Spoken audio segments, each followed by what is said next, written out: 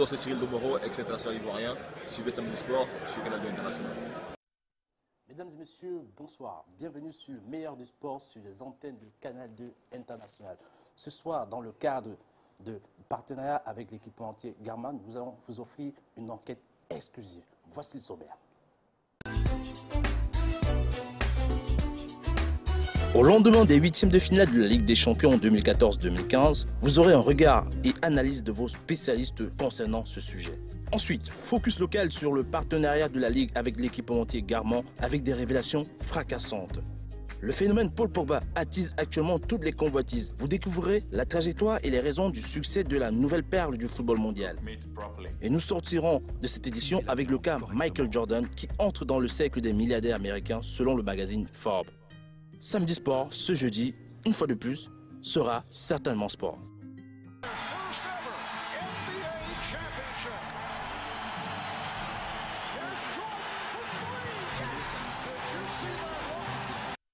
Sur le plateau de Samedi Sport pour la présentation du panel qui ce soir est constitué bien sûr de nos spécialistes habituels. Le premier d'entre eux, Georges Gimbous. Georges Gimbous, bonsoir. Bonsoir Adit. Comment vous allez?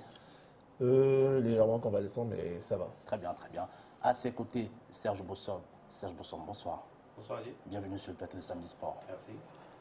Et juste en face, nous avons un tout jeune que vous allez découvrir, Édouard Donadoni. Édouard, bonsoir. Bonsoir Adit. On rappelle que, bien sûr, au studio 2, vous avez l'ensemble des spécialistes qui vont participer au second sujet de cette émission, notamment Lydie Abeko, Albert Batti et Arthur Dorwand. Voici pour vous, messieurs, dames, la rubrique Média Presse, l'actualité de la presse sportive internationale. Au montage, Baudin Talon.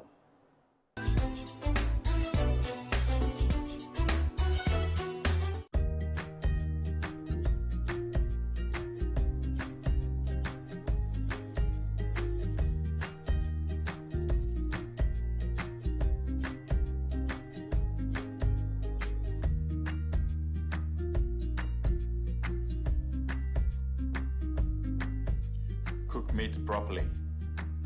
Cuisez la viande correctement.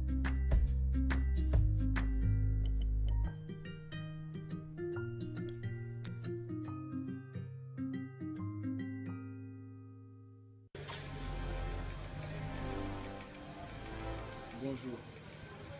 Suivez Samedi Sport sur Canal 2 International. Bonsoir et bienvenue dans la rubrique Média Presse. Le quotidien d'équipe ce matin a des propos dithyrambiques face à l'espoir des Parisiens à Stamford Bridge qui s'en sort de fort belle manière. Tout y était, le talent, la détermination et aussi de la réussite.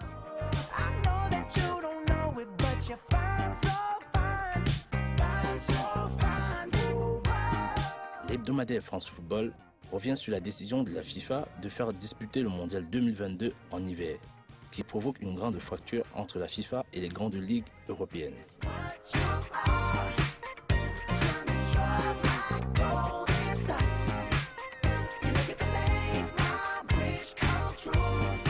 En Angleterre, avec The Sun Sport, The Blue Mother, à la suite de l'échec des joueurs de Chelsea face aux Parisiens, qui dévoile les limites du Chelsea de Mourinho, le quotidien revient aussi sur le cas de Falcao, qui joue actuellement avec la réserve de Manchester United pour méforme. L'homme qui vaut 280 000 € par semaine.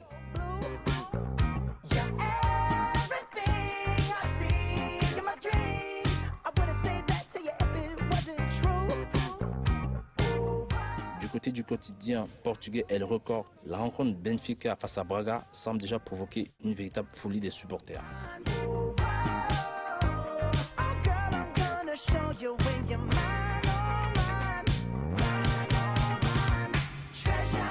La Gazzetta dello Sport en Italie revient sur l'adaptation réussie des nouvelles recrues du Calcio qui ce jeudi en Europa League se devront d'être encore décisifs.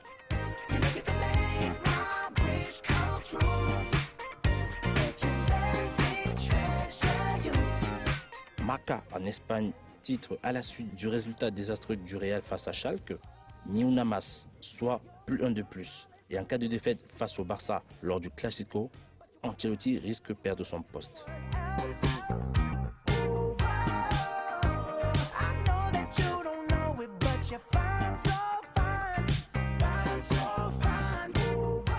Le journal catalan évoque la sortie de Neymar dans laquelle il considère que La MSN, soit Messi, Suarez et Neymar, est meilleure que la BBC de Bell, Benzema et Ronaldo. La victoire du Bayern, entre autres, semble faire peur à l'Europe du football. Ce sera tout pour cette rubrique Midi la Presse. À très bientôt.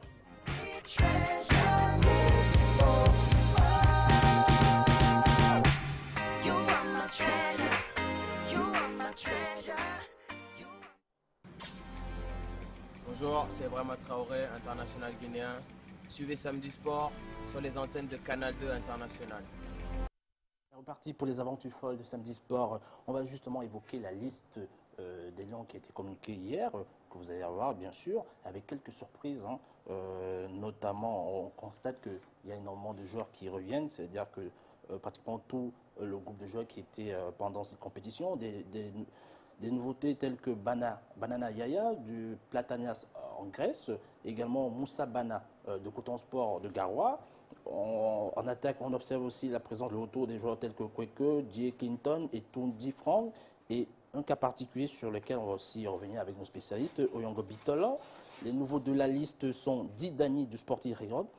On a effectivement évoqué le cas de Moussa Banana. Les absents sont Cédric Djogoué de Coton Sport, Nkoulou, Joël Matib et bien sûr Choupo-Moting. Et cela sera pour la rencontre qui opposera le Cameroun face à l'Indonésie le 25 mars 2015, également le 30 mars 2015. Alors, messieurs les spécialistes, voilà, on se retrouve déjà avec cette liste pour ces rencontres notamment. On observe la présence surtout des joueurs qui ne sont pas en compétition, qui n'ont pas de club. Comment justifiez-vous cela?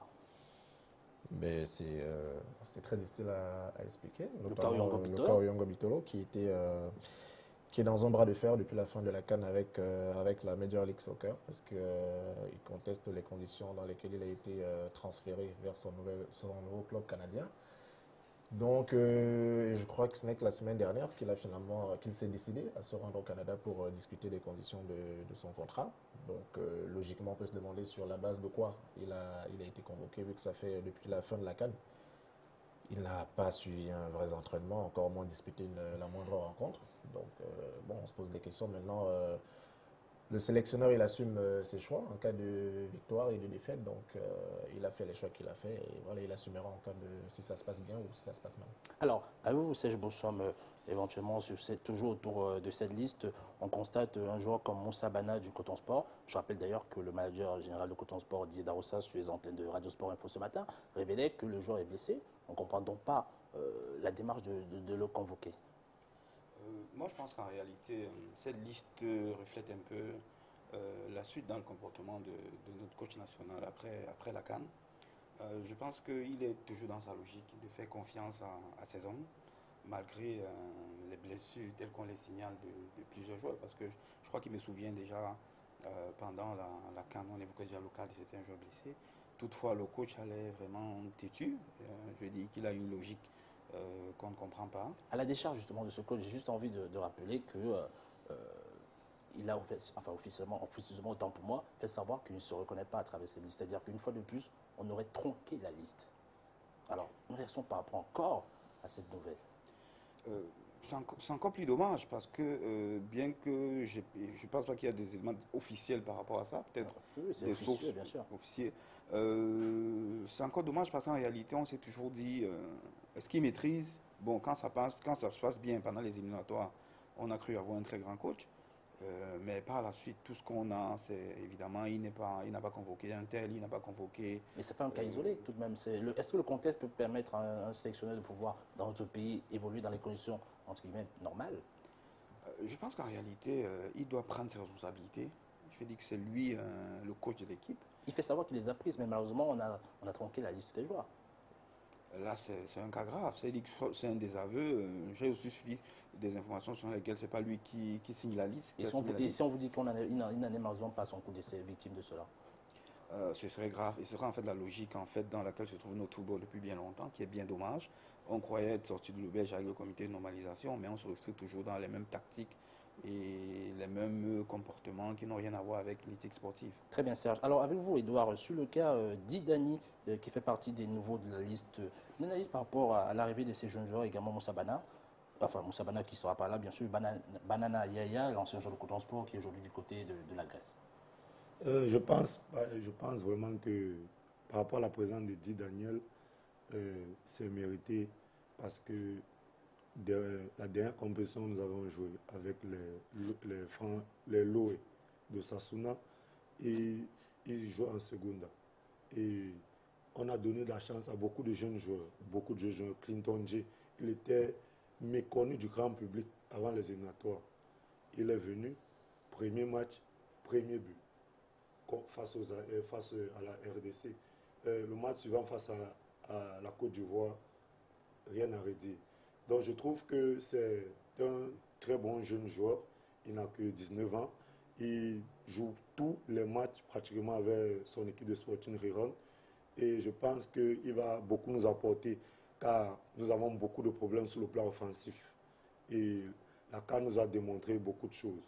Donc je pense que c'est un joli coup de pouce. C'est bien pour lui et c'est bien pour nous tous. Alors sortons de ce sujet avant de sortir définitivement.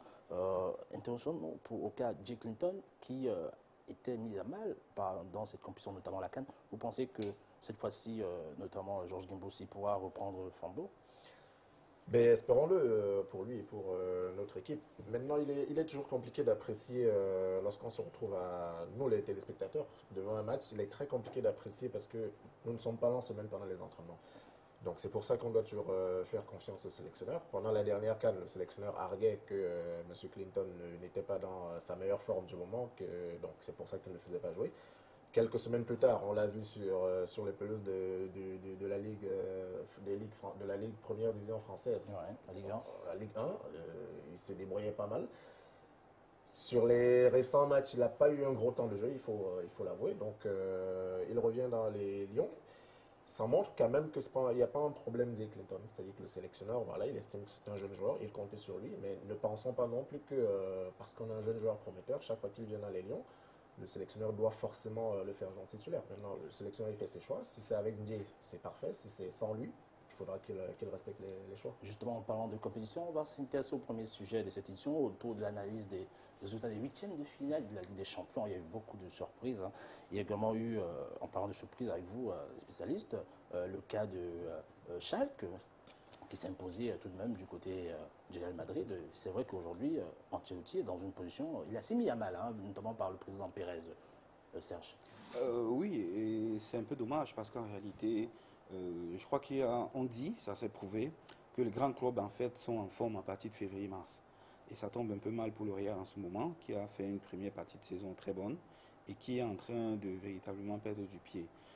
Ce match a démontré une très bonne qualité d'esprit d'équipe, d'initiative, et ils étaient vraiment déterminés à gagner, à remporter le match, à se qualifier. Je pense qu'ici, ils vont regretter le match aller, où ils auraient pu quand même faire une bonne prestation.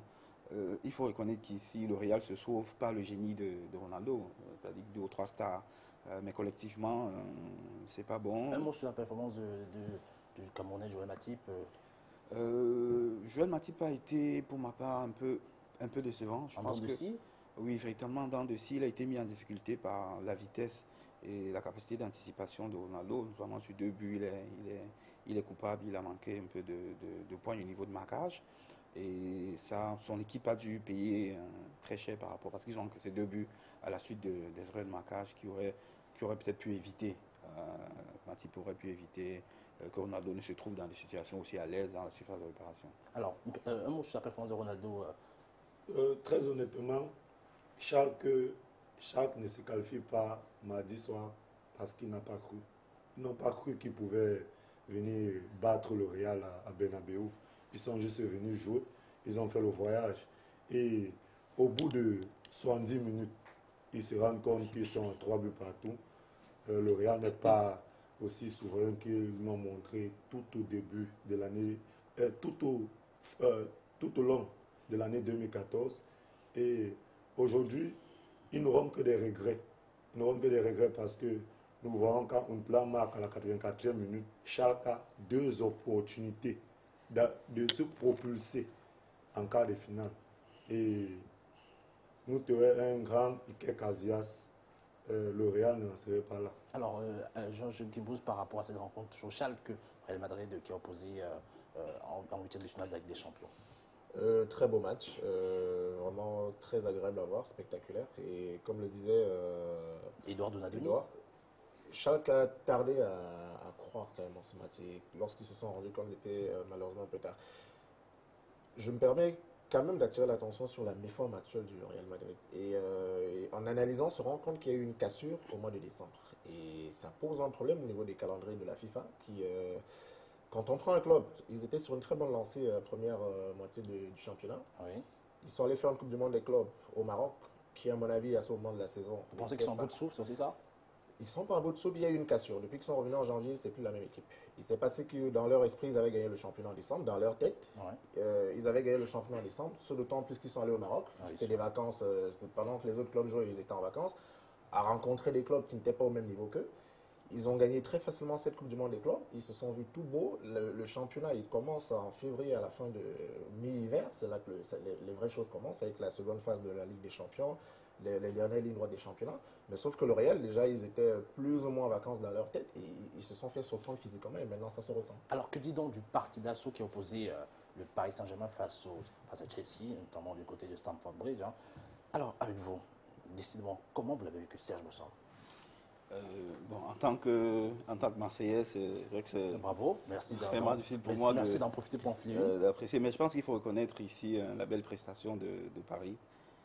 Il faut reconnaître qu'ils ont vraiment cru. Et moi, je pense le déclic, hein, je l'ai dit depuis à mes amis parisiens, je pense que c'est Zlatan en fait qui fait problème à Paris. Ils ont été vraiment très bons sans lui. Ajoutez au fait que... le conseil de jouer tout le temps à 10 contre 11, c'est ça? Au-delà du fait de jouer à 10 contre 11, j'ai senti, surtout au niveau de la défense, en fait, que ces gars voulaient véritablement gagner, remporter ce match qualifié. Ouais. Défi personnel, c'est vrai que Mourinho a été très dur avec le PSG avant. Il a eu des conférences en Angleterre où il a carrément dit que ce genre de rencontre, il les joue tous les jours en championnat, que ce n'est pas le cas pour Paris.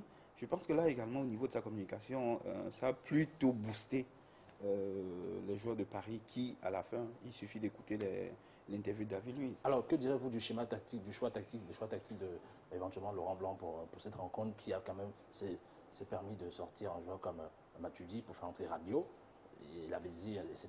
Laurent Blanc le fait parce qu'à cet instant du match, là, il est mené. Il joue son va-tout. Pour moi, cette qualification de Paris, c'est un mauvais coaching de Mourinho. Nous l'avons remarqué, les 2 années où Mourinho gagne la Ligue des Champions, 2004-2010, avec Porto et l'Inter, il n'a pas de gros joueurs. Donc, il se contente de jouer sous contre-attaque. Les années où il a eu des équipes vraiment faramineuses, où il y a eu vraiment de costauds joueurs, avec Real de Madrid, il n'a même pas joué la finale, c'est vrai, il a joué 4 demi-finales, on dira toujours, mais il ne joue même pas la finale. Il vient avec Chelsea, il a des joueurs qui peuvent jouer au ballon. Paris prend un carton rouge, Zlatan prend un carton rouge à la 30e minute de jeu.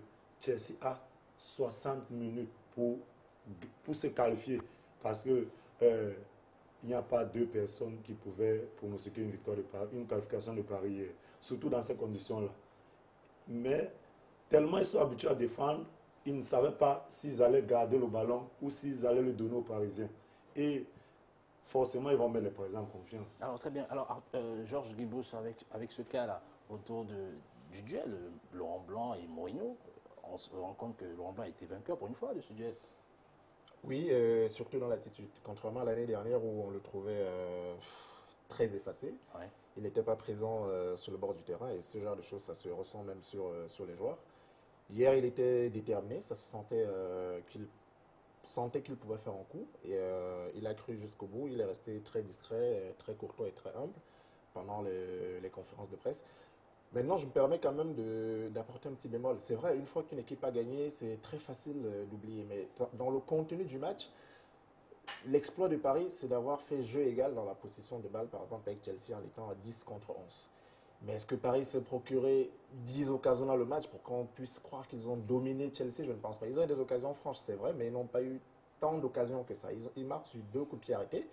C'est des erreurs de marquage. Paris a très bien joué, ils ont bien gardé la balle, ils ont montré qu'ils avaient envie. Mais maintenant, qu'est-ce que vous faites à la place de Mourinho? Parce que Mourinho, ça a manqué d'envie. Il dit à 11 contre 10, ces joueurs n'ont pas su profiter.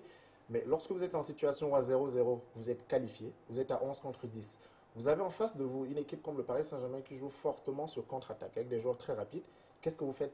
Vous essayez de profiter de manière irrationnelle, vous vous lancez à l'abordage ou alors vous vous dites, bon, on essaie de gérer le match. Et c'est ce qui s'est passé. Pour Chelsea, tout allait bien. Ils géraient leur match. Ils ont marqué à la 80e minute. Ils étaient à 10 minutes de la qualification, donc tout se passait bien. Après, vous avez un coup de pied arrêté, erreur de marquage, un coup de tête, c'est dedans. Qu'est-ce que vous pouvez faire contre ça? Donc, le Paris Saint-Germain a très bien joué, ils ont gagné, ça c'est magnifique. Personne n'y croyait. Moi, je suis très content, je suis parisien. Maintenant, on ne va pas remettre en question les choix tactiques de Mourinho. Ces joueurs ont manqué d'envie, c'est vrai, mais les choix tactiques, je ne pense pas qu'ils étaient mauvais. Alors, on va voir assez rapidement le trio d'attaques les plus prolifiques actuellement du côté de l'Europe et qui s'avère entre guillemets vrai pour notamment cette compétition. Messi, Neymar avec 30 et 17 buts, à côté Cristiano Ronaldo et Benzema avec 30 et 13 buts, et Lacazette, Fekir avec 23 et 11 buts. Notamment le cas Messi, Ronaldo et Benzema, ça s'est encore démontré face à Schalke 04 de Georges.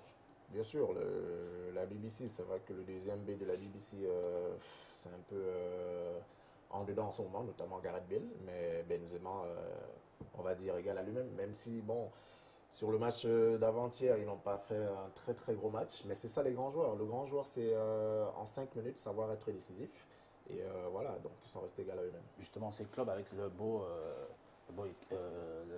équipementier, on va en profiter pour s'intéresser justement à l'équipementier qui est en train de s'installer au Cameroun, notamment qui a signé un partenaire avec la Ligue de football professionnel. Avant d'évoquer ce sujet, on vous invite, messieurs et dames, à suivre cette enquête exclusive autour de cet équipementier.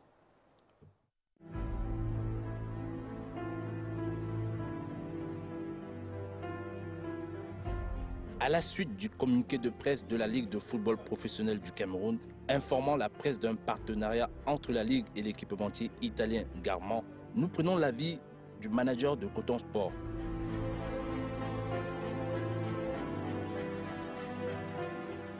J'ai vaguement entendu parler de cet accord ou d'un accord éventuel entre la Ligue et un équipementier italien exactement, que je ne connais pas du tout. Je ne sais pas s'il peut avoir des conséquences, je ne connais pas encore les mesures qui seront prises si un tel accord avait eu lieu.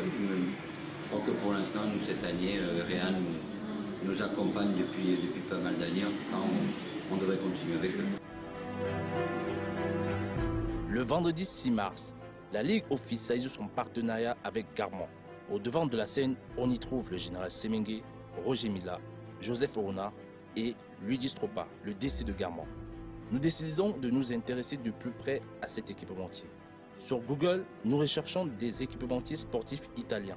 Une vingtaine apparaissent,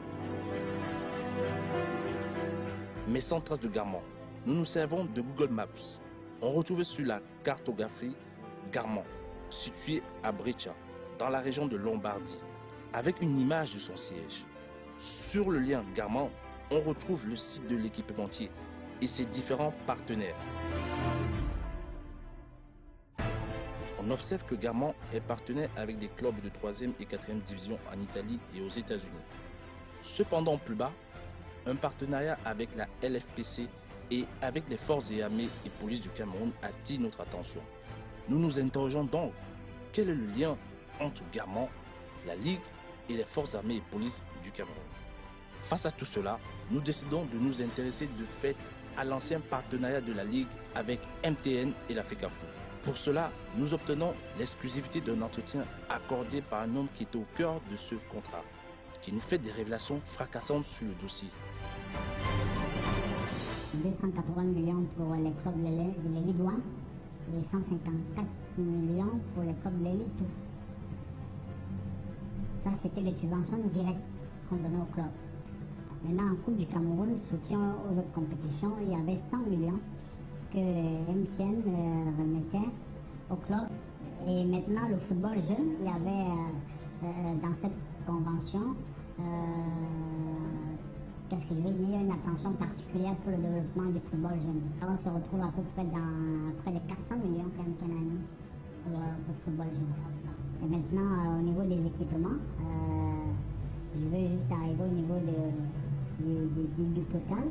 MTN mettait pratiquement 100 millions par an pour habiller les équipes de MTN League 1, MTN League 2, les arbitres de la Ligue 1, les arbitres de la Ligue 2, et maintenant les équipements au niveau de la Coupe du Cameroun. Donc, par an, MTN versait pour la production des équipements 100 millions. Donc, maintenant, toujours dans cette même convention, il y avait l'impression des billets, des tickets d'entrée au stade. Donc, MTN mettait 20 millions pratiquement par an pour les tickets. L'Africa Foot apportait un soutien à certains stades, refaire les coutures, refaire un peu les aires de jeu, des choses comme ça.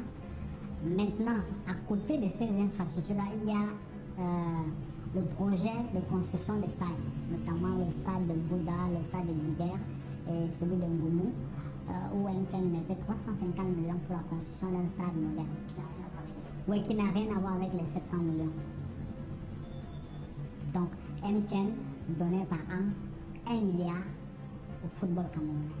Vous n'avez pas besoin de courir derrière un équipementier qui n'a pas pignon sur eux pour venir soutenir votre football. Hein? Il n'y a pas de comparaison à faire. Ce sera un contrat de dupe, ok? Ce sera un contrat de dessous de table qui n'honore pas le football camerounais. Aujourd'hui, le football camerounais a besoin d'un très grand équipementier qui verse de l'argent.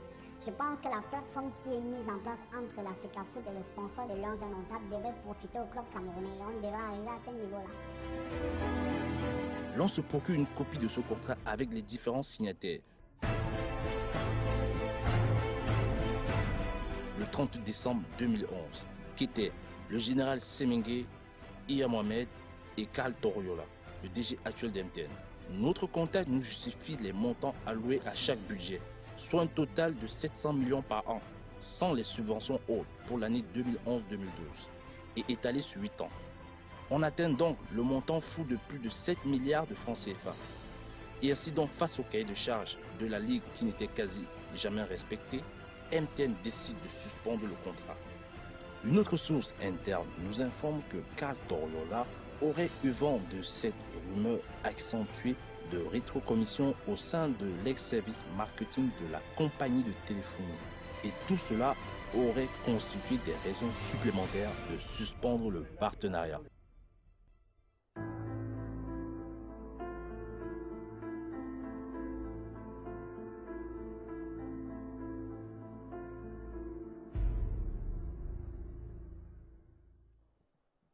Alors c'est reparti pour Samedi Sport. On rappelle que d'autres spécialistes nous ont rejoints, notamment Lydia Beko. Welcome. Hello. À ses côtés, Albert Bati. Albert, bonsoir. Bonsoir. Très bien. On va donc évoluer pour essayer de nous intéresser justement à la pénétration de l'équipementier Garmin dans le marché camerounais, notamment africain, puisque c'est grâce au Cameroun que cet équipementier pénètre le marché africain. Quelle est l'appréciation que vous, spécialistes, vous faites de l'équipementier Garmin, enfin de cette pénétration dans le marché africain, notamment camerounais? Pour Garmin, il est évident que c'est une belle opération marketing qu'ils font. C'est-à-dire, pour un équipementier, fournir des kits à des équipes, c'est pas ce qui leur coûte le plus cher. C'est d'autant plus que d'après ce qu'on nous a dit sur le contrat qui a été signé avec la Ligue, ils n'auront pas de somme d'argent déversée. Ils vont habiller les clubs. Donc pour Garmin, c'est une bonne opération. Du point de vue Cameroun, est-ce que c'est une bonne affaire? De manière absolue, non. Maintenant, il faut relativiser. Est-ce que venir donner un coup de main au club pour le permettre de... Non, pourquoi vous pensez que ce n'est pas une bonne affaire pour le Cameroun? Ça aurait pu être négocié différemment. Je précise bien, je n'ai pas lu le contrat, mais d'après la communication qui a été faite, nous dire qu'on va juste venir habiller des clubs, c'est quoi l'intérêt pour ces clubs? D'autant plus qu'il est précisé que les clubs ne sont pas obligés. La raison semble être que plein de clubs n'ont pas d'équipementier. Il y en a qui jouent avec des, entre guillemets, des parodies d'équipementiers. C'est ça que j'ai dit, en relativisant, c'est un coup de main qu'on donne au club. Maintenant, ce qui peut paraître un coup de main, est-ce que moi, si je suis président d'un club, qu'est-ce que ça me rapporte de faire la publicité de Garmin? Je peux très bien porter Nike ou je peux porter, j'ai 1 million d'équipements que je peux porter sur Terre. Donc on m'impose plus ou moins de porter. On n'impose pas parce qu'ils ont le choix, ils peuvent accepter ou refuser. Mais j'ai 22 bonhommes qui tous les week-ends et mercredis se trimballent avec un équipementier parce qu'il y a des survêtements, il y a des kawé.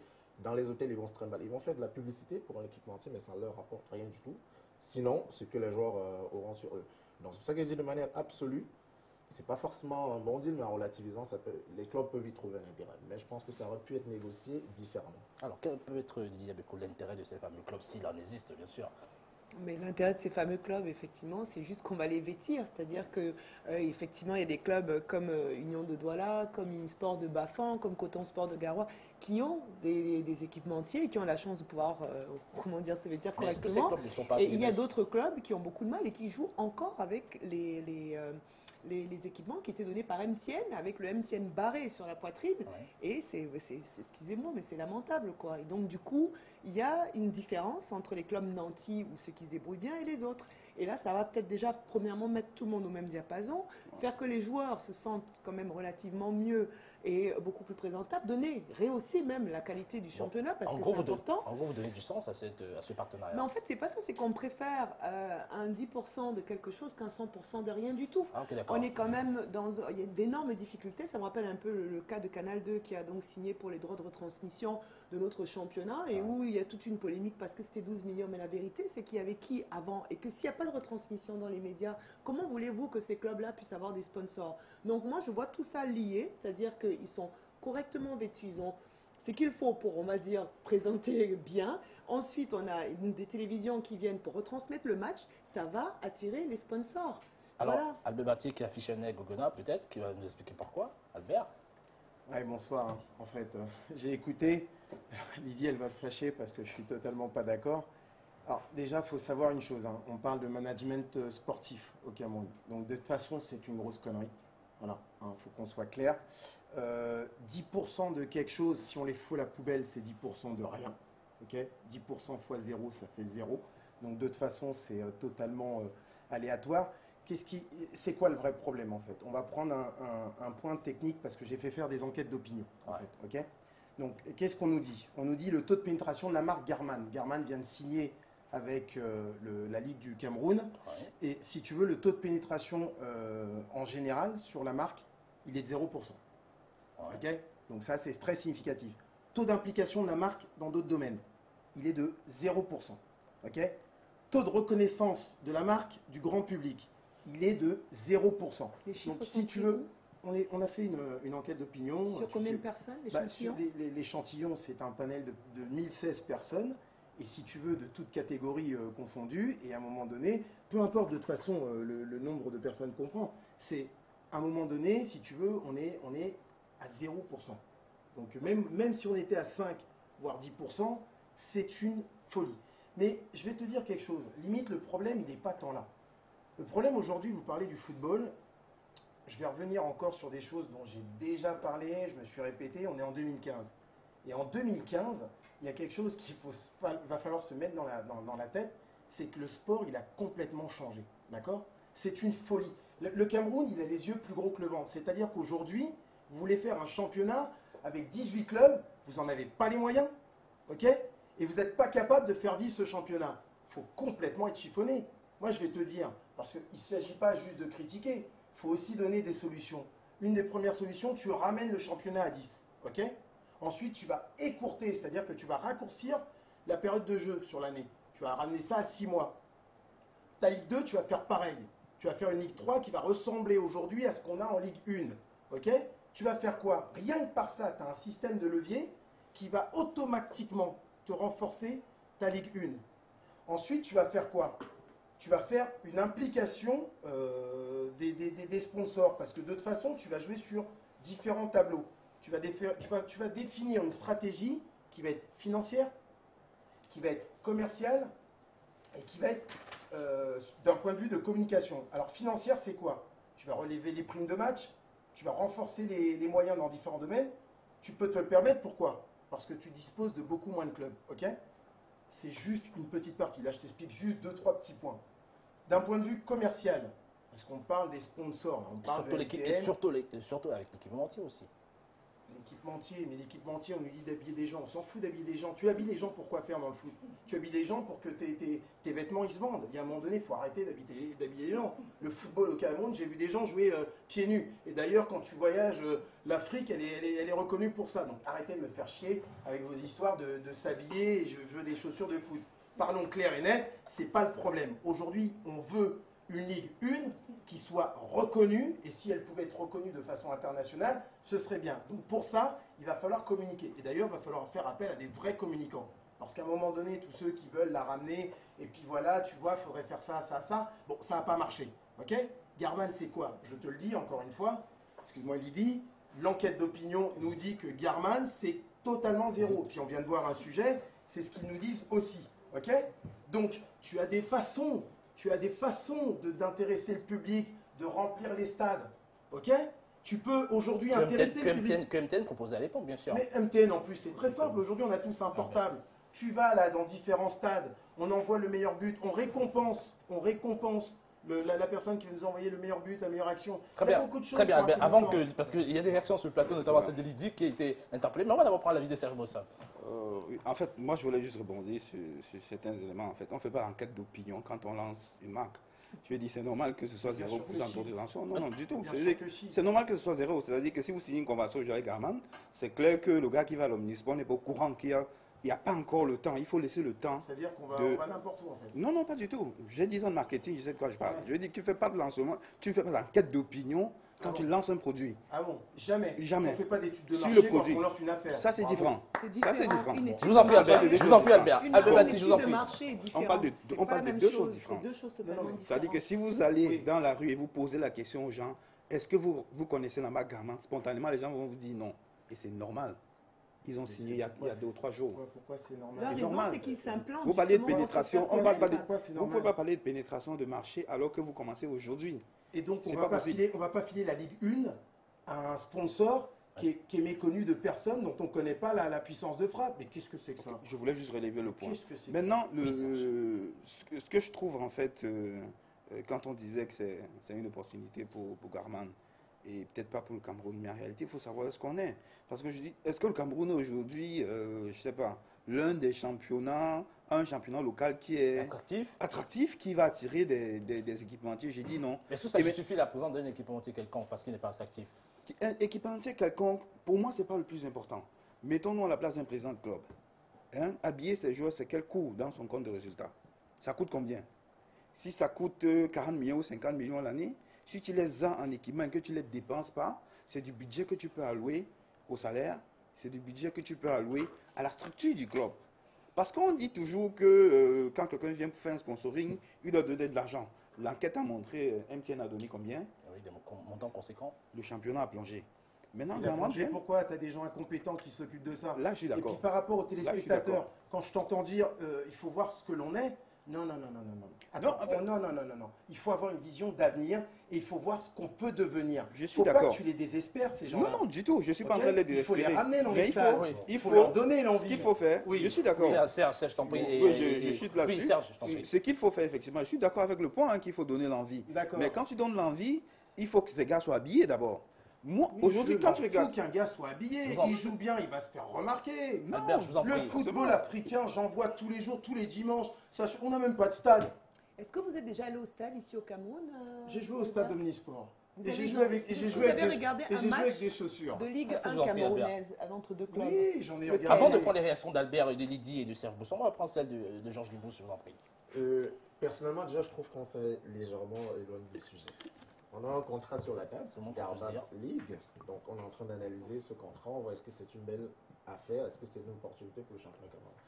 L'analyse que veut faire Albert, comment est-ce qu'on pourrait réorganiser et rendre attractif le football au Cameroun? Ça, c'est tout un autre débat. Et il y a beaucoup de pistes qu'on pourrait envisager. Parce que bon, je travaille aussi dans le football, Albert. Moi, je côtoie les clubs camerounais tous les jours. Et parlant d'équipement, ce qu'il dit, ce que Serge dit est très intéressant. Moi, personnellement, j'ai essayé d'introduire ici, il y a 2 ans, quelques équipementiers. D'accord. Il venait pour faire quoi, des équipementiers? Serge, il venait pour faire quoi? Albert, je vous en prie. Non, il venait pour faire quoi? Je suis en train de m'expliquer. Je proposais au club d'être bien habillé à des coûts pas élevés. Et je me suis rendu compte justement ce que moi je considérais comme des coûts pas élevés. Pour les clubs, c'était élevé. Donc du coup, c'est pour ça que j'ai dit tout à l'heure, il faut toujours relativiser. Moi, je venais avec des propositions qui, franchement, le package que je proposais avec ce qu'il y avait derrière. Parce que tu vends. Parce que tu vends. C'était parce plus- que tu vends la j'étais pas stratégie. vendeur, j'étais Mais pas déjà, vendeur, la j'étais pas stratégie, elle vendeur. est Je mauvaise. travaille avec des Tu présidents. viens avec un sponsor et tu vas le vendre à des gens qui n'ont pas d'argent. Albert, je venais pas avec des sponsors. Je travaille avec des clubs au Cameroun Oui. et c'est un apport que je faisais à ces clubs. Tu fais Je- quoi je comme faisais- apport? Explique-nous bien et je voudrais que les téléspectateurs puissent comprendre. Tu fais quoi comme apport? Et je vais noter. L'apport que je Oui. fais, je dis à un club, écoute, tu as un équipement qui pour moi n'est pas, quand on D'accord. regarde la qualité de l'équipement, c'est pas terrible. Voilà. Je Quel vais est te le ton budget? remplacer. Quel et est je vais ton te- budget? Quel Ah est bah ton voilà, budget quel est ton d'équipement? budget? Mais c'est pas En le rôle fonction d'un de son budget. sponsor. Je n'ai Le pas parlé de sponsor, sponsoring, Albert. Je parle pas de Oui, sponsoring. mais là, on Je parle de dis, je management. suis- On parle de management sportif. Revenons au sujet. Oui. Revenons au sujet. Quel est le sujet? Revenons au sujet. Garman a signé un Autour de la contrat avec la présence de Ligue. Garman au Cameroun. Garman Exactement. a signé un contrat avec la Ligue Pourquoi faire?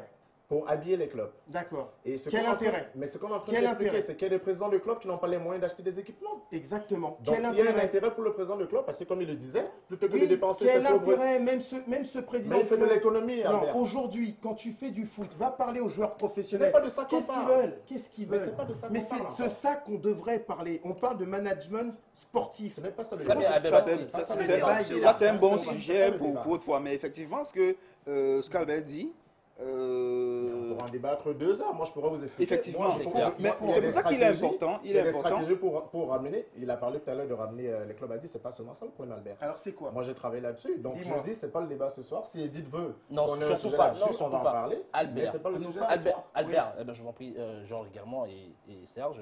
On va donner la parole à Diabeco qui aimerait réagir à la suite de vos propos, Albert. Lui, Non, mais Diabeco. en fait, ils ont tout dit.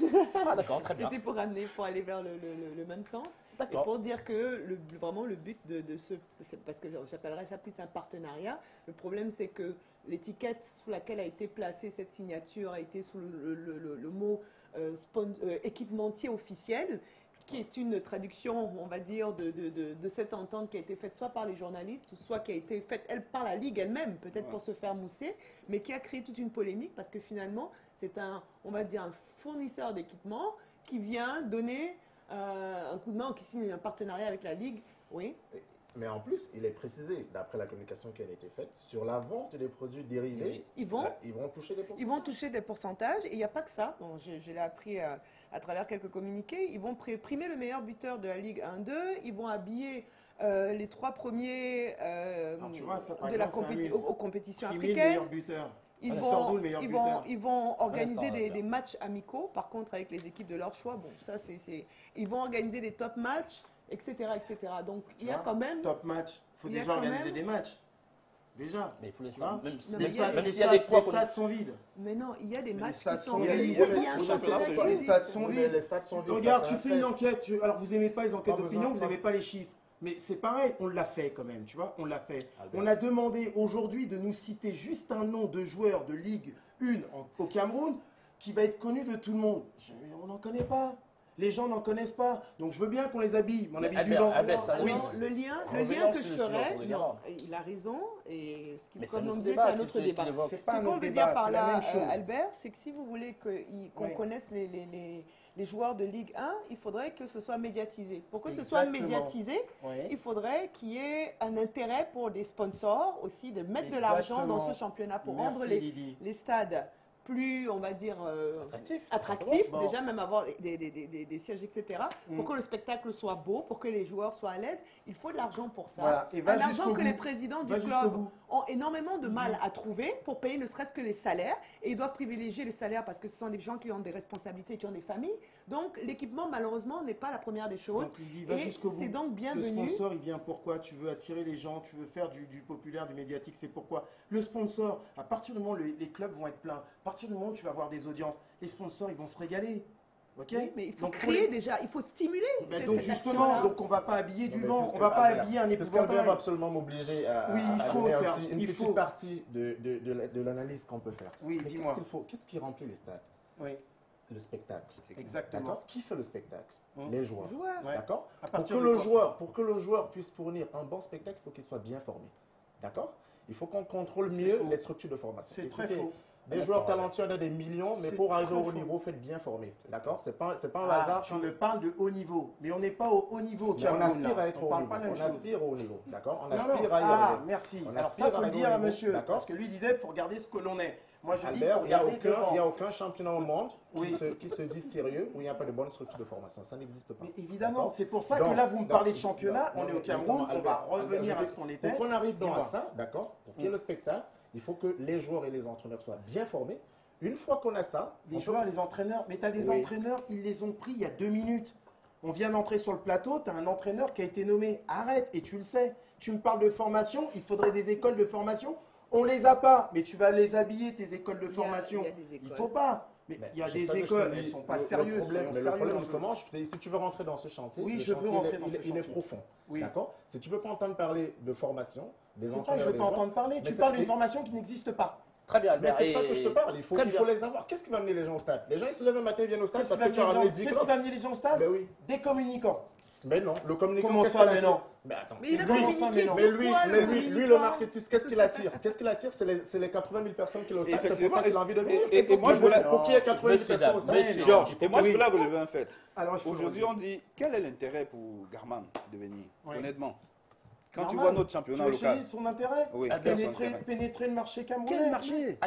Quel marché? Va savoir les analyses, va savoir ce qu'il doit faire derrière. Je te dis un truc. Combien de Camerounais lambda sont capables de se lever et aller demain, si jamais ça se trouve, je n'ai pas lu tout le contrat, acheter un produit dérivé de... Est-ce que c'est le but? Je finis. Oui.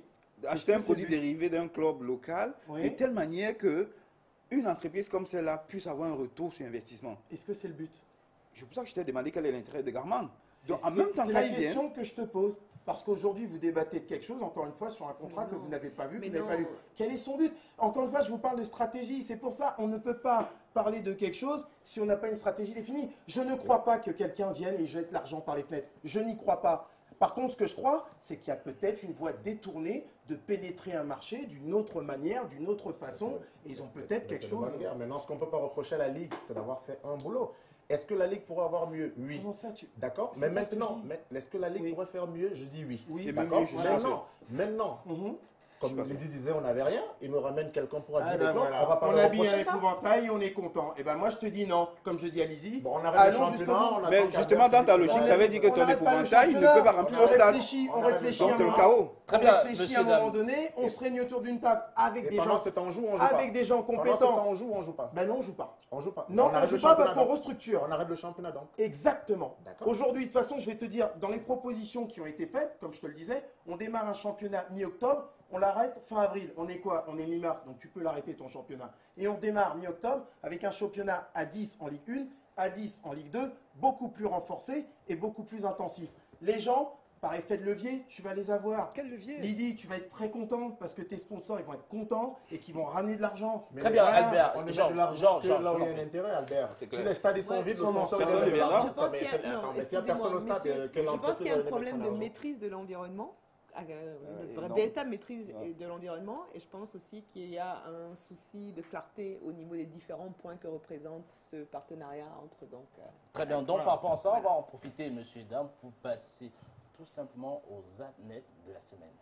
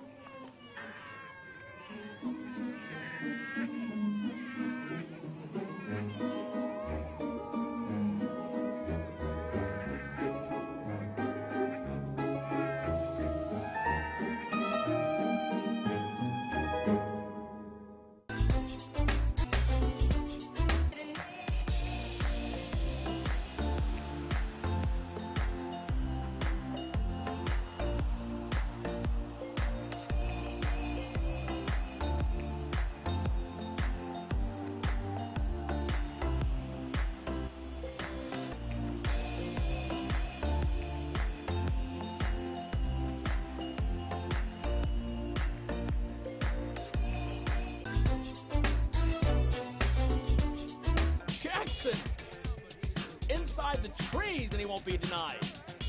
But his Pistons falling to the Hornets. Top play from Sunday. Steph Curry, watch the dribbling. Count the blue shirts around him. And throws up the three-pointer.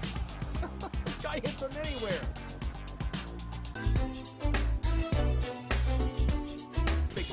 And the stuff.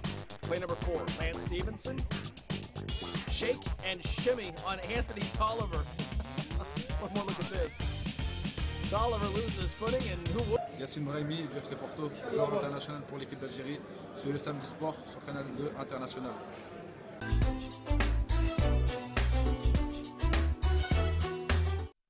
C'est reparti pour les aventures folles de Samedi Sport autour du prochain sujet concernant le phénomène du football mondial de l'heure. Il s'agit tout simplement du jeune français Paul Pogba, de 22 ans, qui déferle actuellement la chronique du côté de la Juve. Alors pour en parler, effectivement, ils sont tous là. Donadoni est revenu parmi nous. Que peut-on dire aujourd'hui de Paul Pogba, Donadoni? Excellent. S'il faut parler de lui, il faut dire qu'il est excellent. Il n'a que 22 ans. Il y a 2 ans de cela, il est sorti meilleur joueur de la Coupe du Monde Junior. Il est champion du monde junior. Il est titulaire. Donc, il est même un gros cadre du 11 entrant de l'équipe nationale de France. Et aujourd'hui, on aspire à le voir dans un club un peu plus prestigieux parce qu'aujourd'hui, Juventus de Turin, c'est un très grand d'Italie, mais ce n'est plus un grand d'Europe. Et aujourd'hui, il y a Bayern de Munich, il y a le Real de Madrid, il y a Chelsea, il y a Barcelone. Tout le monde voudra avoir un joueur de ce calibre-là, de ce talent-là. Très bien. Alors, Georges, qu'est-ce qui peut justifier la trajectoire exceptionnelle pour Pogba? Rappelons qu'il a à peine 22 ans. Et même Zidane, qui était, entre guillemets, celui qui symbolisait le mieux la réussite française avec Platini à la Juve, à Juventus, n'avait pas à cet âge de telles performances. Le talent, premièrement, le travail et la discipline, et aussi un très gros entourage familial.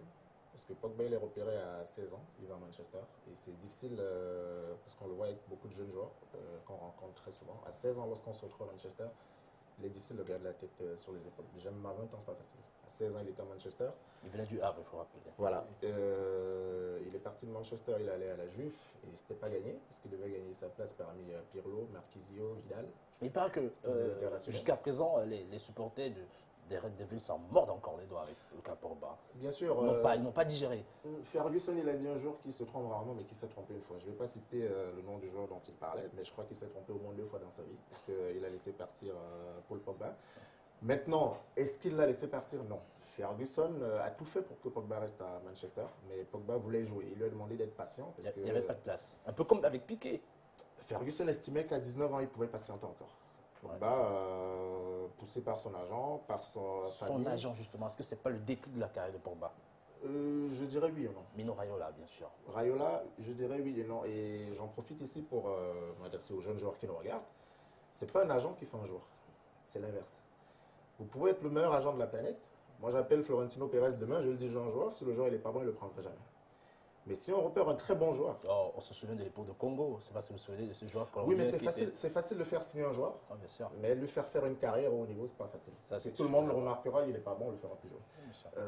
Il y a un joueur de Bordeaux là, qui a signé au Real Madrid. Il a joué un match, on en a plus jamais parlé. Donc, pour dire Faubert. Voilà. Raiola, c'est vrai qu'il faut avoir un bon agent qui sache négocier au meilleur des intérêts du joueur pour la suite de la carrière d'un joueur.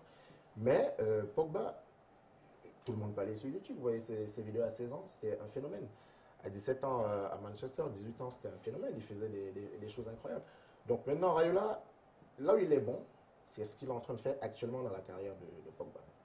Pogba, il a renégocié son contrat l'année dernière, il a 4,5 millions d'euros. Pour un joueur de 22 ans, c'est un très bon salaire. D'ailleurs, Raiola s'accorde à le dire volontiers que non, il est bien là où il gagne très bien sa vie. Maintenant, tout le monde sait qu'il ne restera pas à la Juve. Pourquoi? Parce que comme il le disait, la Juve, c'est plus un grand d'Europe. La situation financière des clubs italiens n'est pas terrible en ce moment. Il est en train de vendre un tiers de et Raiola est en train de se positionner pour l'achat du club aussi. Bien sûr. Il y a Parme qui ferme boutique bientôt. Là. Il y a l'Inter qui a cédé aux Asiatiques. Donc Paul Pogba, et c'est une stratégie de négociation. Tous les agents le savent. On le fait, il re-signe un peu, on annonce que non, il est bien là où il est. Parce que quel agent irait dire non, mon joueur n'est pas bien là où il a envie de partir? Donc c'est normal de dire que Paul Pogba se sent bien là où il est. Selon toute vraisemblance, il devrait signer l'été prochain au Real de Madrid pour une raison toute simple. Au-delà du prestige que représente le Real de Madrid, Pogba, il évalue aujourd'hui à environ 100 millions d'euros. Le PSG City, pour des raisons de fair play financier, ça va être compliqué à faire. Le Real peut se permettre de lever 100 millions d'euros parce qu'ils ne sont pas pris par le fair play financier, parce que leur structure leur permet de s'endetter. Je ne veux pas revenir sur c'est pas le cas de certains fair play clubs, bien sûr. financier. Eux, ils ont les moyens de s'endetter et de pouvoir acquérir des joueurs à des prix très élevés. Donc, sportivement et financièrement, je pense que le club qui peut se positionner aujourd'hui, c'est le Real de Madrid. On va en profiter pour voir la titraille de Marca concernant Paul Pogba il y a quelques jours, qui était assez conséquente sur le cas du phénomène Paul Pogba. Et on parlait d'un Pogboom au niveau de sa valeur sur le marché. Georges et Lydie, d'ailleurs Lydie. Non, mais en fait, c'est très intéressant. C'est un très beau titre, Pogboom. Georges a bien résumé la situation, sauf que je dirais qu'effectivement, c'est effectivement le joueur qui fait l'agent, mais l'agent qui augmente la cote de son joueur. Et dans ce sens-là, Raiola est très très intéressant sur la stratégie qu'il mène, c'est-à-dire un joueur qui est quasiment absent des médias et qui est recherché par tout le monde. Un joueur donc, qui est poli, qui est gentil, qui est jeune, mais qui pour l'instant n'a pas choisi d'équipementier, etc. Donc en fait, il travaille, comme on dit, sa pépite. Et il y a l'autre aspect dont Georges n'a pas parlé, qui pour moi est d'ailleurs beaucoup plus important. Pogba, il représente, pour moi en tout cas, et pour beaucoup de gens, le renouveau à la Deschamps. Je parle en équipe de France. Ouais. C'est une des plus belles réussites de Deschamps, Pogba. Et je pense que... Dans son culot d'avoir sélectionné Pogba à 19 ans. De l'avoir sélectionné avec effectivement de la jeunesse qui parfois l'emmène à faire certaines erreurs. Mais je pense que les gens ont accroché depuis la Coupe du Monde 2014 et que ça a ajouté énormément à son rayonnement. Alors c'était très intéressant de savoir que pour le futur mercato, effectivement, derrière, je crois, Messi, Ronaldo, on va voir la au hasard, Pogba se situe dans les 4e ou 5e joueurs qui sont les plus recherchés. On voit la titraille suivante avec l'aide de la technique, bien sûr. Et on en profite pour demander l'avis de Georges Albert Batti autour de Pogba, qui aujourd'hui coûte, comme dit Marca, Pogba cuesta 100 millions d'euros. 100 millions d'euros. C'est marrant parce que pour une fois, je suis d'accord avec Lydie. Et ça, ce sont les propos. Et ça sont les propos de son agent, Mino Raiola. Et tu vois là, Georges, il coûte 100 millions d'euros grâce à son agent. Sans agent, il ne peut pas coûter ce prix-là. Donc tu vois, aujourd'hui, tu ne feras pas d'un grand joueur ce qu'il doit devenir et ce qu'il doit gagner si derrière, tu n'as pas un aspect commercial. Si tu n'as pas un bon agent, tu n'as pas un joueur de ce calibre-là. C'est impossible. Et un agent, il n'est pas juste là pour négocier des contrats, il est aussi là pour te faire les bons choix. Quand il part... Le positionnement. Exactement, mais c'est systématique. Regarde les joueurs, ils démarrent avec un agent, l'agent il n'est pas calibré à un certain niveau, ils en changent tous. Tous. Maintenant, allez, je vais essayer de faire un petit peu différemment que mes collègues. Le côté Paul Pogba, c'est un phénomène, ben justement, vous l'avez dit, il a que 22 ans. Alors, on va le laisser grandir, on va voir ce qu'il va donner dans 3-4 ans, et puis on reviendra pour savoir si effectivement il a fait ses preuves. Aujourd'hui, le football, il va très vite. Quand je t'entends le comparer à un Zidane ou un Platini. C'est pas une comparaison, c'est l'analyse. Platini, on est en 82, on est en 2015. Bon, tu charries tout le monde, limite, ça nous regarde, mais là, il faut qu'on soit un petit peu sérieux. Aujourd'hui, le football, il va très vite. Les joueurs changent tous les 2 ou 3 ans. Le cas de Messi qui reste dans un club, qui est né dans ce club, qui a été formé dans ce club, tu vas en avoir de moins en moins. Ça se fait rarement. Évidemment qu'il va partir de la Juve. Mais attention, parce que j'ai entendu dire que l'Italie n'est plus un grand d'Europe. C'est méchant, ça. L'Italie n'est plus un grand d'Europe. L'Italie n'est plus un grand d'Europe. L'Italie reste un championnat où on forme très très bien les joueurs.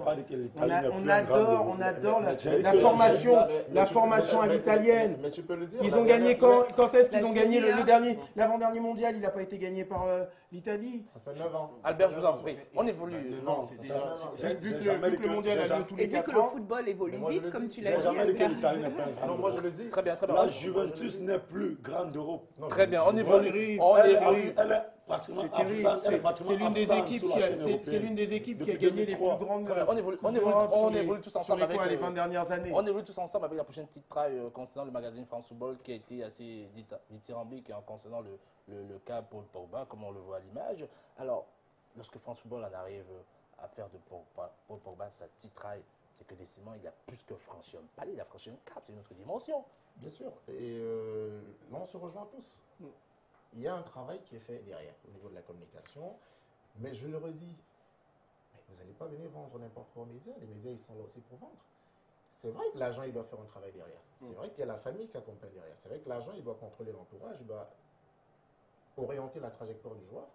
Mais je dis, c'est beaucoup plus facile. Pogba, on l'a vu jouer encore lundi face à Sassuolo. Il était phénoménal. Exceptionnel. Mais ça, c'est beaucoup C'est d'ailleurs plus le meilleur joueur facile. d'Italie, le champion italien. Mais bien sûr, c'est beaucoup plus facile pour un agent de venir, déjà même sans venir voir France Foot. France Foot, déjà, ça les intéresse de voir un joueur qui explose tous les week-ends. Donc, c'est beaucoup plus facile pour un agent derrière de venir vendre une pépite. Mais vous êtes le meilleur négociateur de la planète. Si vous avez un gars qui a les pieds carrés, vous allez le vendre à personne. En parlant C'est de ça que je veux parler en fait. Maintenant, Pogba, il y a un autre aspect qu'il faut voir au-delà de Raiola. Il y a une structure familiale très forte autour de Pogba. Et ça, c'est très important. Avec le choix de ses frères qui ont opté pour les sélections africaines, bien sûr, à cause du Non, mais le véritable niveau aussi. Opté, Il n'y a c'est pas le ce choix. qui leur est resté. Très bien. En parlant de véritable vedette, on va s'intéresser entre guillemets à cette autre vedette qui nous sensibilise tout simplement.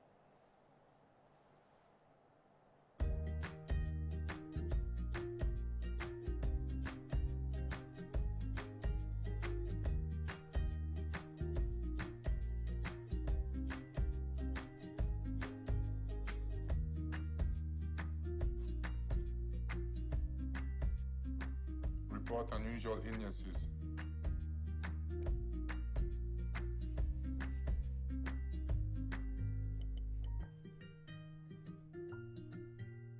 Together, we can beat Ebola. Évoquer le cas de Paul Pogba, on va en profiter pour s'intéresser à notre quatrième sujet de cette édition, autour du magazine Forbes qui a tout simplement mentionné, martelé le fait que dorénavant Michael Jordan fait partie des milliardaires américains, avec nos spécialistes sur le plateau, notamment le spécialiste du basket, Arthur Jean-Wanet, qui nous a rejoint. Salut Arthur, une fois de plus. Bonsoir Edith. Comment il va la forme ou pas? Ah, ça va très bien. Alors qu'il va nous détailler, nous étayer autour de la réussite professionnelle, qui est une véritable une sorte de successful de la part de Michael Jordan, MJ Arthur. Oui, alors Michael Jordan, c'est selon le magazine Forbes, il fait partie maintenant du club fermé des milliardaires. Hein. D'ailleurs, le magazine Forbes, exactement, pour essayer de remettre les choses dans le contexte, qu'est-ce que ça représente aujourd'hui? C'est une référence, ça classe les meilleures fortunes du monde. Donc Michael Jordan, parmi les sportifs retraités, il est à $1 million, il vient d'entrer dans ce cercle très fermé. 1 milliard. 1 million 1 milliard, pardon. Un milliard. Non, j'ai dit un million, non, je peux le faire. Oui, ça, tu peux le faire. mais ce qui est sympa, en fait, parce que Michael Jordan, pour analyser, je sais que Albert est très fort sur le sport business, il faut parler d'une génération de Jordan. C'est-à-dire que pour comprendre comment est-ce qu'on en arrive là, il faut partir du phénomène sportif, parler de l'homme de pub qu'il représente, qu'il a représenté, qui représente toujours, et pour arriver en fait à cette success story. Oui, je vous en prie. Donc forcément Michael Jordan, lorsqu'il a été introduit au Hall of Fame, il a dit qu'est-ce que je peux dire ici que les gens ne savent pas de moi. Je ne vais pas raconter Michael Jordan, tout le monde sait ce que c'est que Michael Jordan. Par contre, il a fait un impact sur un sport, il a fait un impact sur une génération qui a été incroyable. Et pour moi, il y a 3 temps. Parce que dès le moment où il a été un super sportif, qui est arrivé, qui a transformé une ligue, il y a eu les contrats pub. Michael Jordan, ça part de là. Et pour moi, je dis, il y a 3 temps dans sa pub, chronologiquement. On a le droit de citer les marques. Bien sûr. Bon, on a d'abord eu Chevrolet, les tout premiers à s'être intéressés à lui. Chevrolet, ils ont été les premiers parce qu'il faut savoir que Michael Jordan n'était absolument pas, contrairement à ce qu'on peut penser, lorsqu'il était jeune, il n'était pas du tout le meilleur. Hein. Ah oui, c'est vrai qu'il était 3e choix de la draft lorsqu'il était jeune. Il était 3e choix de la draft lorsqu'il était à North Carolina, dans son université, il n'était pas du tout le meilleur marqueur, il était barré par Sam Perkins, James Worthy. Donc il arrive et une marque se dit, tiens, je crois en lui. Premier temps.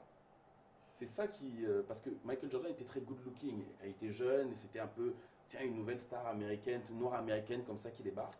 Il y a le 3e temps. Je saute volontairement le 2e temps. Il y a le 3e temps qui, pour moi, c'est mon avis personnel, ça a été Gatorade. Ah oui, la marque Gatorade. Gatorade qui a failli faire vaciller à l'époque l'Empire Coca. Mais Gatorade, c'était le slogan. Be like Mike. I want to be like Mike. Ils avaient eu l'intuition, et tout le monde, tous les publicitaires à l'époque aux États-Unis se sont dit, pour parler de Michael Jordan, pour vendre Michael Jordan, tous les gamins des États-Unis voulaient faire comme lui. Et ils ont eu l'idée du slogan I want to be like Mike, tout simplement. Et Be Like Mike, pourquoi Be Like Mike? Parce que tout le monde s'identifiait à lui. Et ça ramène au 2e temps, que j'ai sauté volontairement et que tout le monde connaît. Les chaussures. Nike, forcément. Et Nike, Phil Knight, quand il voit Michael Jordan débarquer, pareil, il n'est toujours pas connu, en 84, il se dit, ce mec-là, il peut m'amener loin. En NBA, on jouait en chaussures noires et blanches exclusivement. Les Bulls étaient habillés en blanc et rouge. Blanc et rouge, oui. Phil Knight dit, je vais lui faire une chaussure blanche et rouge. Il sait qu'elle est interdite. Il lui donne la chaussure, il la porte, qu'est-ce qui se passe? Polémique. Polémique, interdiction, amende. Phil Knight dit, merci. Super. Je suis le meilleur. On a filé l'amende, Phil Knight a dit, je la paye. Et il a fait une pub avec, on montrait Michael Jordan de la tête, ça descendait sur le corps et ça arrivait au pied avec sa chaussure blanche et rouge, croix, interdit. Les ventes ont explosé. Vous dites aux gamins à l'époque, aux États-Unis, c'est interdit, ça explose. Et alors, qu'est-ce qui manquait? Ça a été magnifié par Spike Lee. Ouais, Spike Lee, le producteur. Et le fameux slogan, ils font une pub en disant, mais Mike, qu'est-ce qui te rend aussi fort? Ça doit être ta coupe de cheveux boule à zéro? Il dit non. Ça doit être tes shorts, parce qu'il portait des shorts longs alors que tout le monde est en short court? Non. Et il dit, Spike Lee, il dit, c'est forcément tes chaussures. Et c'est resté le slogan, it's gotta be the shoes. Forcément, c'est tes chaussures. Non. Et la pub se termine en disant, les opinions de Michael Jordan ne reflètent pas celles de Nike. En fait, Michael Jordan, c'est vraiment le mec qui, toute l'Amérique s'est identifiée à lui. Toute l'Amérique s'est identifiée à lui. Et c'est en cela qu'il est devenu un phénomène. Et lorsqu'on parle de Nike, les Air Jordan, et aujourd'hui, si Michael Jordan est à 1 milliard de fortune, c'est parce qu'il a acheté les Charlotte Hornets, son équipe, l'équipe de sa région, parce qu'il a grandi en Caroline du Nord, à 270 millions de dollars. Aujourd'hui, ça en vaut plus de 500 millions, presque 700 millions de dollars. Le reste, le milliard dont on parle, c'est de la valeur spéculative ou c'est de la valeur aujourd'hui en valeur réelle. Ces actions au Charlotte Hornets valent plus de 500 millions de dollars.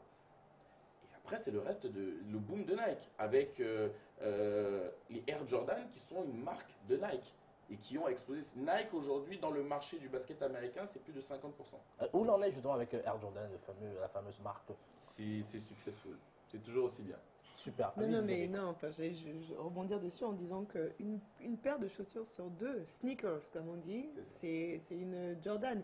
Mais bon, sans entrer dans l'analyse des sponsors, moi ce que je dirais surtout c'est que Michael Jordan, c'est je crois le joueur de basket le plus connu et l'un des meilleurs de tous les temps et un des meilleurs sportifs, toute discipline confondue, de tous les temps. Et surtout que Michael Jordan, là où je voulais souligner, c'est très important, il participe énormément à l'internationalisation du basket. On était au Cameroun dans les années 80-90. C'est à ce moment-là qu'on commence à se désolidariser plus ou moins de la culture française qu'on a héritée de la colonisation, que grâce à la télévision, grâce aux séries télévisées, etc., qu'on a commencé à avoir Arnold et Willy, blablabla, les Cosby Show, on voit les États-Unis, on voit le basket, on commence à s'identifier beaucoup plus parce qu'il y a des Noirs en Amérique à cette culture-là. Et dans cette culture-là, le basket est très implanté. Et dans le basket, il y a un Michael Jordan, un phénomène de la nature. Et à ce moment-là, c'est là où il gagne aussi une aura qui est vraiment très grande. D'où les différents sponsors qui se sont rapprochés de lui. Mais par contre, sa fortune, juste pour préciser, sa fortune est quand même l'équipe des Hornets, effectivement, a pris une certaine valeur, mais elle est d'abord basée sur ce contrat qu'il a avec Nike et qui a fait toute sa fortune, parce qu'il a aussi des restaurants qui n'ont pas... Très bien, on va justement déjà parler à Bébati, l'homme du contre-coup, qui cette fois-ci, c'est pas ce qu'il nous prépare, mais... Non, je suis juste surpris d'une chose, et vu l'analyse que tu faisais et qui était géniale, parce que tu vois, je t'écoutais, je n'ai pas osé te couper, parce que j'étais absorbé par tes paroles, c'est tu as oublié un tout petit détail ultra important, et je pense qu'il nous amène aujourd'hui à savoir que Michael Jordan est rentré dans le top des milliardaires. Est-ce que tu te souviens d'un moment très important? Michael Jordan est le seul sportif à avoir fait bouger la bourse américaine. Est-ce que tu te souviens de cette période? C'est arrivé, ça avait été titré partout. C'est le seul sportif qui avait fait bouger la bourse américaine. Le Dow Jones à New York? Oui, là-bas, quand il avait... Quand il a dit I'm back? Ouais, exactement. Quand il a dit I'm back. Voilà. Et ce moment, avec le bol, et ce moment, si tu veux, c'est exactement. Et ça, c'est des moments, si tu veux, qui te marquent à tout jamais. J'étais juste un petit peu, si tu veux, Albert, surpris. Non seulement je rebondis sur ce que tu dis, Oui. c'est que je te donne la deuxième anecdote qui est tout aussi saisissante, c'est qu'il y a Bill Clinton, qui est président des États-Unis, qui vante sa politique de reconstruction du chômage. Enfin, il faisait baisser le chômage. À l'époque, il y avait beaucoup d'emplois, on appelait ça des emplois temporaires, mais il y avait beaucoup d'emplois aux États-Unis. Et voilà, les emplois précaires, ceux qui contestaient disaient que c'était des emplois précaires. Et Bill Clinton fait une conférence de presse et il dit l'économie sous mon mandat a produit 6 millions d'emplois. Et si Michael Jordan revient au Bulls, ça fera 6 millions et 1 emploi. C'est pour dire que c'était vraiment un phénomène. On disait qu'il y avait 3 institutions aux États-Unis, Coca-Cola, le président des États-Unis et Michael Jordan. Et que va-t-on dire justement avec vous sur cet élément qu'on aura en image autour du palmarès saisissant, alors là, mais exceptionnel de Michael Jordan, hein, comme vous le savez si bien, qui a été tout de même, on peut le voir, vous avez le temps de le regarder tout de même, un record Hall of Fame en 2009, 1980. Je vais demander à la technique de le mettre en grand écran pour qu'on puisse tous faire une lecture assez globale du cas du phénomène Michael Jordan. C'est 5 titres de MVP, c'est 6 bagues de champion, c'est 6 fois MVP des finales NBA, c'est la meilleure moyenne de points en carrière de l'histoire en saison régulière 30.2, c'est la meilleure moyenne de points en carrière en playoff 33 points par match, c'est la meilleure pointe en playoff à 63 points dans la salle mythique des Boston Garden, c'est la meilleure moyenne de points dans une finale NBA en 93 face à Charles Barkley et les Phoenix Suns à 41 points par match. Lydie disait tout à l'heure, mais on parlait d'internationalisation du basket avec David Stern, l'ancien commissionnaire de la NBA, qui est arrivé en 84. Mais il a bénéficié de pépites. Ça a été super facile d'internationaliser le basket quand vous aviez à cette époque-là un phénomène irréel et surtout toute une génération. Parce qu'il y avait les Olajuwon, les Patrick Ewing, les Clyde Drexler qui ont fait bouger. Magic Johnson qui est arrivé derrière. Et on sortait de l'époque de Karim Abdul-Jabbar qui avait déjà fait des prouesses. C'était exceptionnel. Très bien. Oui, Georges. Mais c'est tout simplement compliqué de parler après Arthur, surtout lorsqu'il s'agit de Michael Jordan. Ceux qui l'ont vu jouer au basket comprennent de quoi je parle, parce que je crois que, lui m'a vu jouer. Je crois que dans son biberon, il y avait des chaussures de Michael Jordan. Bon, mais ce que je voulais dire, parce que Arthur, il salue la vista qu'aurait eu le patron de Nike. En fait, les entreprises elles font des coups.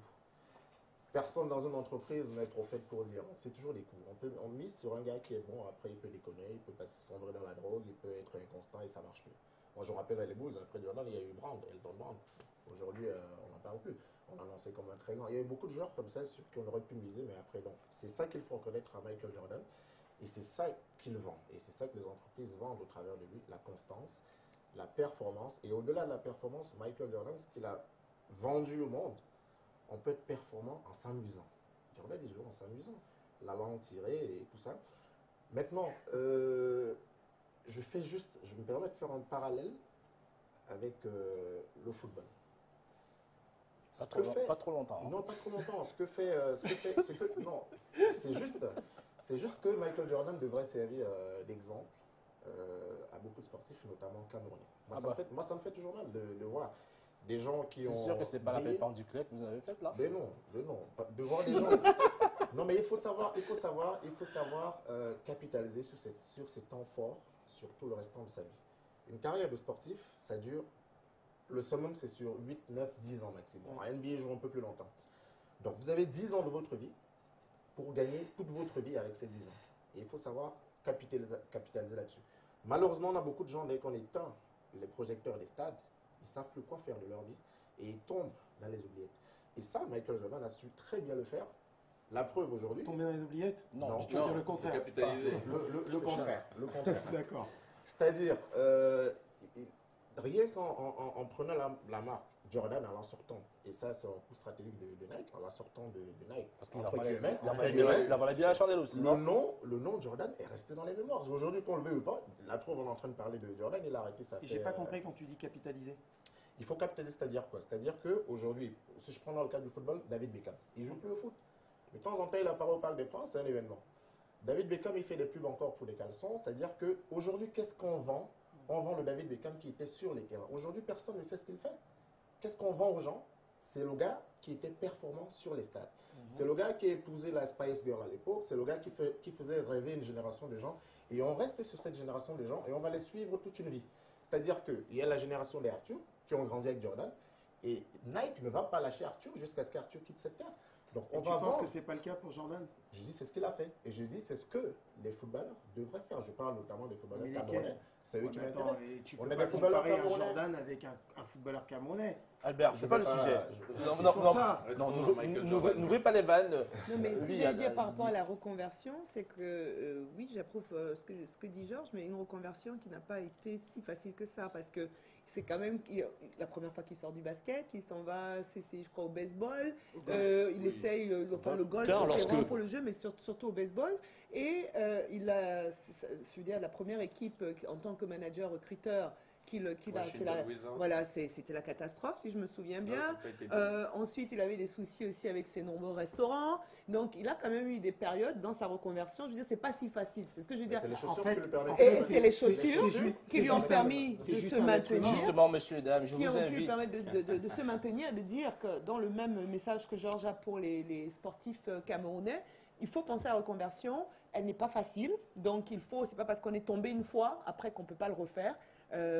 Michael Jordan a eu 4, 5, 6 échecs et finalement, regardez, il devient milliardaire quand plus de 10 ans, ou 10 ans après avoir complètement... Justement, monsieur et joué. dames, on va Voilà. en voir. Vous avez sans doute eu, comme pas mal de personnes d'ailleurs sur ce plateau, d'émotions lorsqu'on revoit le cas Michael Jordan, même si je rappelle entre autres que le Diabeco a fait cette remarque concernant le sous-titrage pour cet élément. On lui rappelle juste, ici en direct, que nous sommes dans un pays bilingue. Quand on fait des débats en français, il n'y a pas de sous-titrage en français, il n'y a On pas peut de raison. parler en anglais de temps en temps. Ok, très bien, on y va. Non, mais pour finir sur Michael Jordan, Michael Jordan a aussi été un impact dans le business parce que c'était une icône. Il a représenté quelqu'un qui, même sur le terrain, faisait des gestes extraordinaires. En dehors du terrain, c'était une icône. C'était quelqu'un qui faisait rêver l'Amérique. Michael Jordan, c'est une série d'histoires. C'est le mec qui a joué un match de finale NBA avec 38 de fièvre ou je ne sais plus combien. C'est le mec qui a réussi à monter au panier en claquant un dunk en changeant de main en l'air. C'est le mec qui a pris le témoin à Magic Johnson. Il a des histoires qui sont absolument irréelles. Regardez la marque Air Jordan, ce fameux bonhomme avec les pieds écartés. Air Jordan, on dit. Le bonhomme a donné la sensation à quasiment tout le monde qu'il pouvait voler.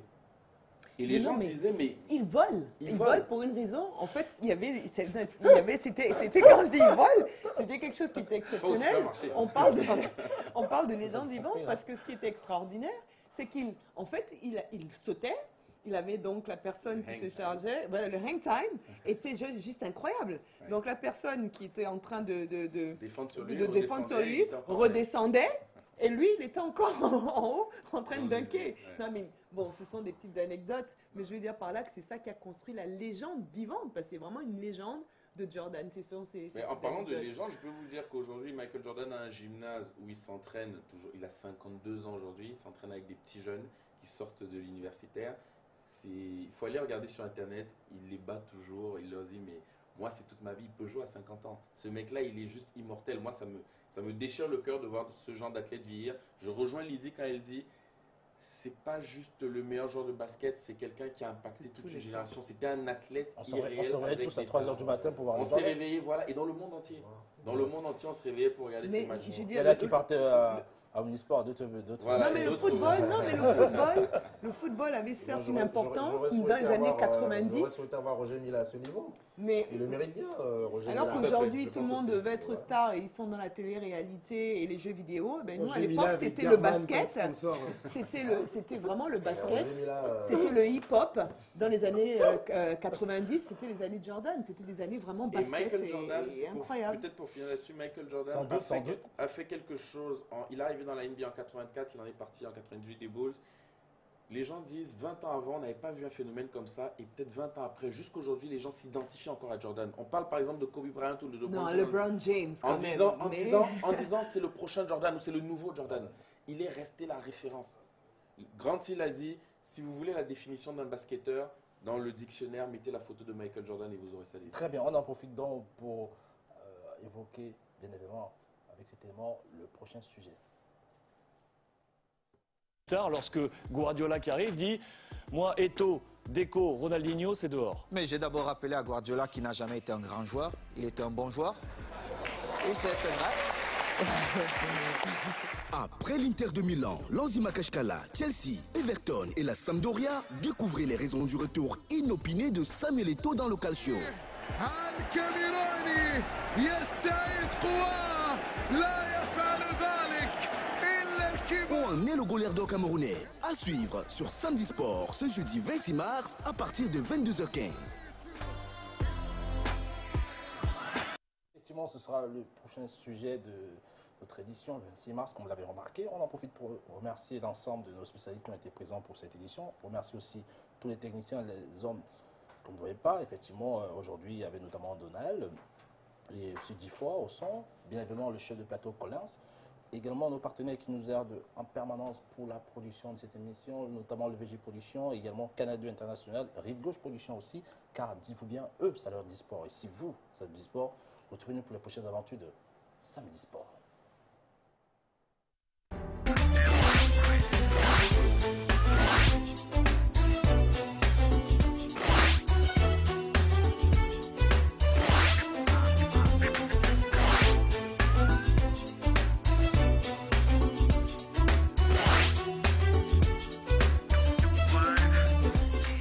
Bonjour, c'est Cyril Domoro, ex-international ivoirien. Suivez Samedi Sport sur Canal 2 International.